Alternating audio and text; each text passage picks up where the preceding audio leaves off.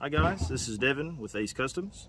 I'm going to show you today on the pesky oil leak from these LS engines. Now this covers LS engines 4.8, 5.3, and 6 liters. You always have this oil leak in between your engine and transmission. You think, oh my goodness, I have a bad rear seal. Most of the time that is not the case. Sometimes it is. It's pretty rare. I'm going to show you today how to change this on this engine I have here. This is a 4.8. Yours is going to look very similar to this. All you really are going to need is a 10 millimeter, a 15 millimeter, a couple of rags, some brake cleaner, and of course the new gasket. I will leave in the comments the part number and stuff to the gasket that you will be using.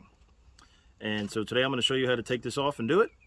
First of all, you're going to get your 15 millimeter, which is going to be for your flywheel bolts right here. Obviously you can see there's 6 of them, and we're going to use that. You can use a wrench if you want. I'm using an impact, but if you want to use, do how you like.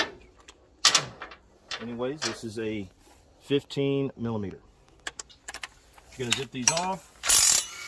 On these, you want to try to use a 6-point socket versus a 12-point. They just like to slide much easier. Just going to pull it off like that.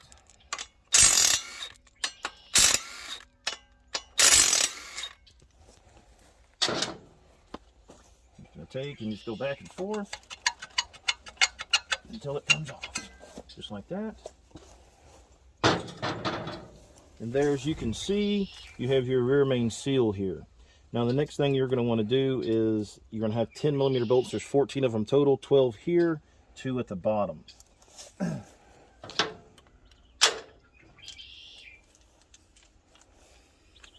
Now when you take this off, yes, you will have a little bit of oil spill, but it's not going to be too significant. And so what you want to do is, I always start at the bottom ones here. Just going to take these off, just like this.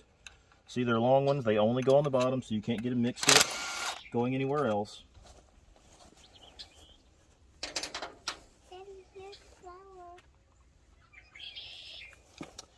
Then you want to start with these up here. Got 12 of these up here. Now, obviously, this is, transmission's off. There's no cab on this, whatnot. This is really easy. Under the truck, it's much more difficult. But it can be done. I've done many of them underneath the vehicle. Then you want to get behind it here. Just pull it off just like that. Now your oil leak is actually going to be usually right here. This is your cam galley. So the oil comes in and does a turn. This thing gets hot and cold, and then it cracks, and it gets messed up, and then it starts leaking and just runs all the way down, and then, oh my goodness, you think it's that. It's usually not. Another thing that's very common on these leaks is your bolts for your flywheel. Those bolts actually go all the way through into the crankshaft there, so the oil does move in there and will come out. So you can use Teflon tape, you can use Permatex, whatever you want to use. Make sure you do that, clean them off real well, stick them back in, and that'll usually fix your issue there. Next thing you want to do is, you obviously, take the gasket off here. Look at that. I mean, just heat. It's just terrible. What I like to do is, I like to get some brake cleaner, clean it off real good. I use the Walmart brand brake cleaner. That's my personal favorite one. You can use the one you like. This happens to be my favorite and one of the cheapest. Anyways, this is a solvent. It does not hurt anything. It's okay. Just spray it off real good.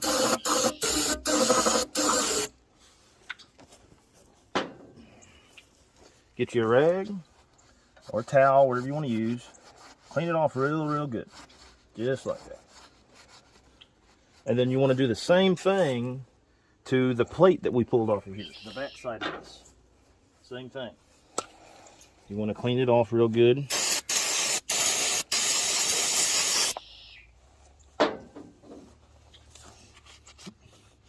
Because what we're going to do is here, we're going to prevent this leak from ever happening again. Well, I've never had any come back than when I did this.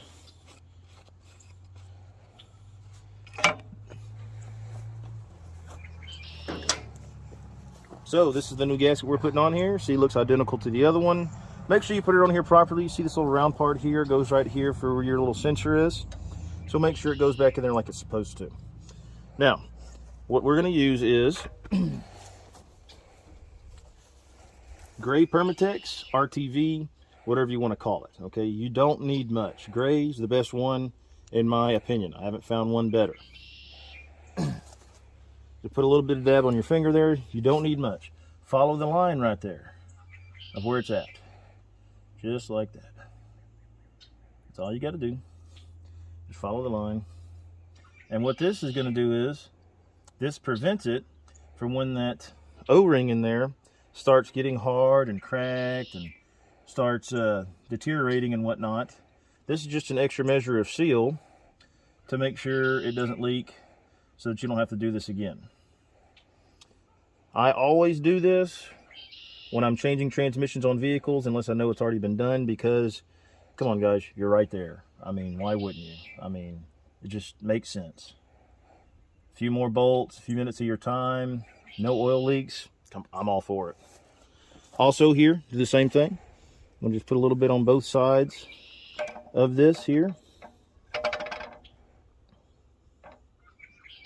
Like I said, you don't need much, just a small little bit, just enough to get in there real good.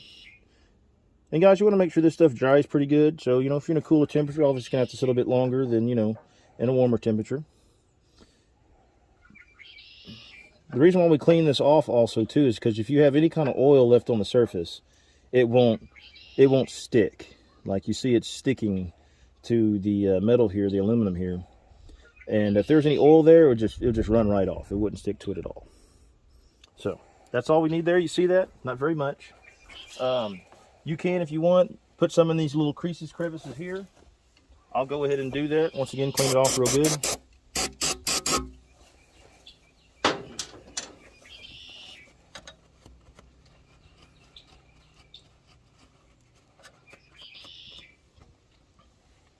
Just a little bit right there, just like that.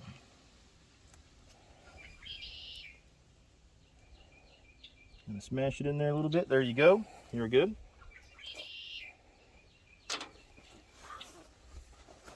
So what you're going to want to do here is you're going to set this on there like that. Try to get your holes lined up. See, the holes are lined up real well like that. Look guys, if you want to put a new rear main seal in here, there's nothing wrong with it. 9 times out of 10, rear main seals do not leak. I don't care what anybody tells you. Trust me, I've worked on hundreds of these, okay? Maybe you have different experiences, but this is from my perspective. I choose not to change this one. So you want to start here at the bottom just like this and just teeter it on there. And then you see how easy that went on there, just like that. Kind of push it just like this, okay?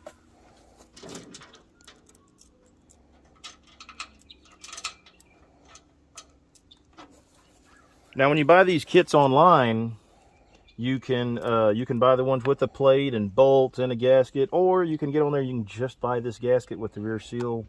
Really, it's up to you. I'll see if I can get you links for both of those. What I like to do is I like to get these bolts started, but I don't want to put them. I don't want to like that one there.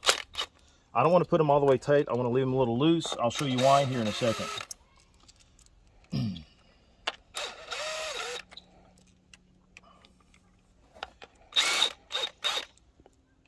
And remember guys, like I said, this is just something that you want to do, you know, especially if you're doing an engine swap, you know, and that's actually what's happening in this one here. Customer's fixing to get this engine, and this is one preventive thing I do to make sure I don't have any leaks. So when my customer's back to me, hey Devin, this engine's leaking, what's going on? You're supposed to put me a good engine in here, why is it leaking? So make sure we don't have any issues like that.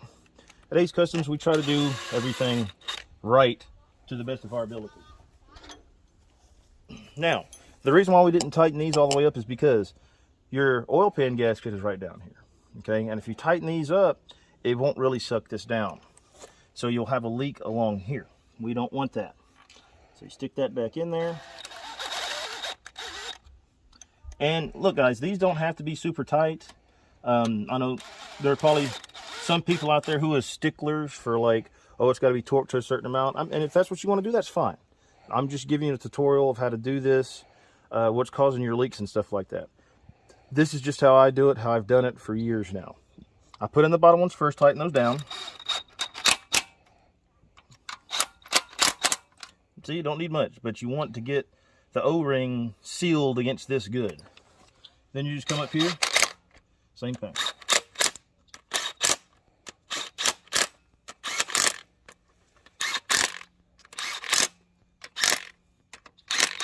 And you can see here how, like I said, these aren't very tight at all. They're not very tight at all. And then there you go. I mean, the oil leak is fixed. You know, you put your flywheel back on, put all your 6 bolts back in there. Other places, these things love to leak, guys. This oil sending unit, obviously these will go bad, they'll leak, they'll do the same thing, make you think you have a leak. Another thing, LSs are terrible about this. The valve cover gaskets, especially in the back. Look at the sides of your heads. If there's a lot of grease and oil coming down the sides of those heads, valve covers need to be changed. But anyways, guys, I just wanted to give you all a little tutorial on that. Hopefully it helps you out. Hopefully it makes life a little bit easier for you, and you can take care of your leaks there. Don't forget, your flywheel bolts, you know, spray them off real good. You can use Teflon like you'd use, you know, in metal piping. Or you could use some more of the gray RTV. Just clean it out real good, and then that way when you put it back in there, because oil will go around these and it'll leak from there as well. So I'm hoping this helps y'all out. As always, if y'all have any questions in the comments or DM me, and I want to thank y'all for looking at my page, and I hope this helps somebody out.